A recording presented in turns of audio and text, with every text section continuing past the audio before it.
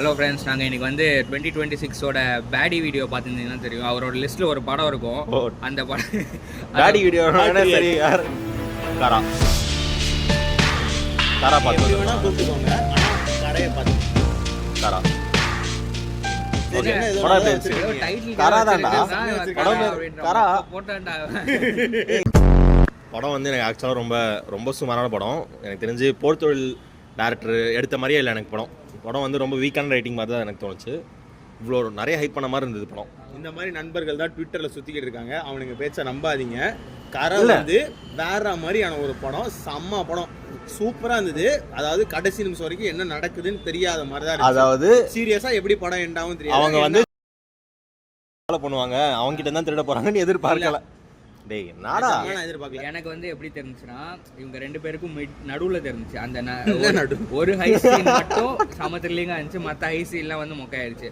அந்த ஒரு எமோஷனல் சீனு ரொம்ப நேரம் போன மாதிரி இருந்துச்சு, கொஞ்ச நேரம் கனெக்ட் ஆச்சு, அப்புறம் டிஸ்கனெக்ட் ஆகி இந்த மக்களுக்கு நல்லது பண்றேன் அதெல்லாம் வந்து எனக்கு தெரிஞ்சு தேவையில்லாத. ஒரு ராபரி படத்துல வந்து எனக்கு நல்லவனா தான் இருக்கணும், அதுக்காகவே எடுத்த மாதிரி மக்களுக்கு நல்லதா இல்ல. ஒரு ராபரி படம்னா அதுக்கான அந்த அட்ரினலினே என்னால ஃபீல் பண்ண முடியல. ஒரு இது வந்து ராபரி படமே இல்ல, இது வந்து ஒரு இன்டர்நேஷனல் ராபரி. இப்போ நீங்க இவன் பேசுறதுலே தெரிஞ்சிருக்கும் யார் உண்மையை பேசுறா யாரு போய் பேசுறாங்க. நீங்க எல்லாம் படம் பார்த்துன்னு சொல்லுங்க, கன்ஃபார்ம் சொல்றேன். கரை தனுஷ் சொன்ன மாதிரி நிஜமா பந்தே அடிச்சிருக்காரு விக்னேஷ் ராஜா. ஹீரோனா நல்லவனா தான் இருக்கணுமா, வில்லனை வந்து ஹீரோவா கெட்டவனா தான் இருக்கணுமா? வில்லனை வந்து நீ ஹீரோவா வச்சு படமா எடுங்க, செமையா வரும். ஆமா, வில்லனை ஹீரோவா நீங்க வச்சிட்டீங்கன்னா வில்லனை நம்ம வில்லனே சொல்ல மாட்டோம், ஹீரோ. ஆக்சுவலா ஒரு நல்ல கேரக்டர் வில்லனா வச்சு ஒரு கெட்ட கேரக்டர் ஹீரோ வைக்கணும், அதான் படம். அப்பனா நம்ம வில்லன்ன்ற வார்த்தைக்கான அர்த்தத்தையே நம்ம மாத்திரோம். வில்லன் ஜெயிக்கணும், அப்பதான் வந்து நமக்குள்ள இருக்க ஈகோ அந்த இதெல்லாம் சாட்டிஸ்ஃபை ஆகும். நமக்குள்ள இருக்க அந்த டார்க்னஸ் எல்லாம் வந்து ஒரு சாட்டிஸ்ஃபேக்ஷன் வரும். சரி, படம் மியூசிக் வந்து எப்படி இருந்ததுன்னா, மியூசிக் வந்து எனக்கு எதுவும் பெரிய அப்பீலிங்காவே இல்ல. ரொம்ப ஆல்ரெடி கேட்ட மியூசிக் மாதிரி இருந்துச்சு. ஆனா சவுண்ட் எஃபெக்ட் ஜிவிபி தான் மியூசிக்கா? ஆமா. நீங்க இதை சொன்னா நம்ப மாட்டீங்க, படத்தோட தனுஷ் என்ட்ரி சீன்ல வந்து அரசன் பீஜம் போட்டாங்க. அப்படியா? ஆமா, நீங்க திரும்பி போய் பாத்தீங்கன்னா பாருங்க, நிறைய இடத்துல ரிப்பீட்டிங்கா தான் இருந்துச்சு பிஜிஎம்ஸ். அரசனே தனுஷ் கொடுத்தது தான். ஆனா சீரியஸா சொல்றேன், சவுண்ட் எஃபெக்ட் ஒர்க் பண்ணிருக்காங்கல்ல, அந்த ஒரு சஸ்பென்ஸ் வரும்போது அந்த சவுண்ட் எஃபெக்ட்ஸ்லாம் தியேட்டர்ல பாக்கும்போது செமையா இருந்தது. ஆமா, சவுண்ட் எஃபெக்ட்ஸ் எல்லாம் இருந்துச்சு. ஆனா எஃபெக்ட்ஸ் ஒர்க் சூப்பரா இருந்துச்சு. சவுண்ட் எஃபெக்ட்ஸ் கூட அந்த சீனை எலிவேட் பண்ண முடியல என்ன பொறுத்த வரைக்கும். ஒரு மாஸ் சீன்ஸ்லாம் மாசாவே இல்ல எனக்கு. டேய், மாஸ் சீன்ஸ்னா என்னடா எதிர்பார்க்கற? 10 பேர் அடிச்சு பாலையா வந்து அப்படினா தான் மாசா? அதெல்லாம் கிடையாது.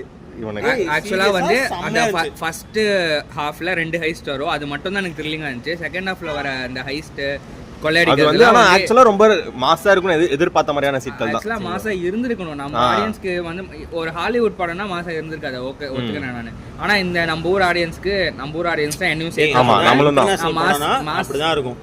சீரியஸா ஒருத்த வந்து ஒரு பயத்துல ஒண்ணு பண்ணும்போது அப்படிதான் பண்ணுவாங்க. இன்டர்நேஷனல் பண்ண நம்ம ஊர்லயே யாருமே புக் பண்ணல.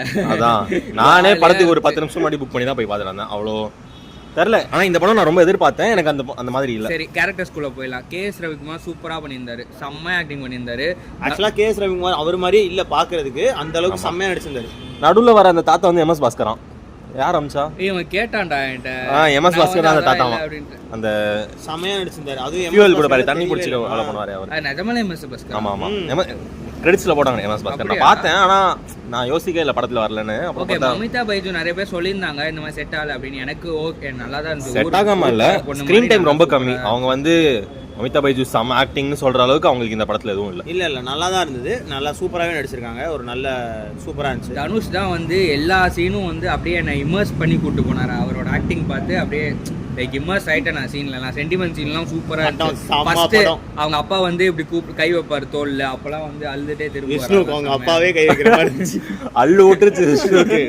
என்ன நீங்க ஜெயராம் ஆக்சுவலா வந்து லைட்டா ஒரு சட்டில் காமெடிலாம் பண்ணிருக்காரு. எனக்கு அதெல்லாம் ஒர்க் ஆயிட்டு இருந்துச்சு, செம்மையா இருந்துச்சு. என் பக்கத்துல ஒரு சின்ன பையன் 7 வயசு 8 வயசு பையன் செம்மையா என்ஜாய் பண்ணி சிரிச்சு பார்த்துட்டு இருந்தான். சூரஜ் அந்த போலீஸ்காரன் கேரக்டர் வந்து ஆக்சுவலா படம் ஆரம்பத்துல இருந்து கிளைமேக்ஸ் வரைக்கும் நல்லா தான் இருந்த மாதிரி இருந்துச்சு. கிளைமேக்ஸ்லாம் ஏதோ லூஸ் ஆயிட்ட மாதிரி இருந்துச்சு. நல்லா தான் இருந்துச்சு. என்னடா இவன் எல்லாத்தையும் நல்லா இருக்கு, டிஃபரண்டா இருந்துச்சு, சூப்பரா இருந்துச்சு. எனக்கு பிடிச்சிருந்துச்சு. சாப்பிடுறது கூட வாய் வழியாதானா இல்ல டிஃபரண்டா?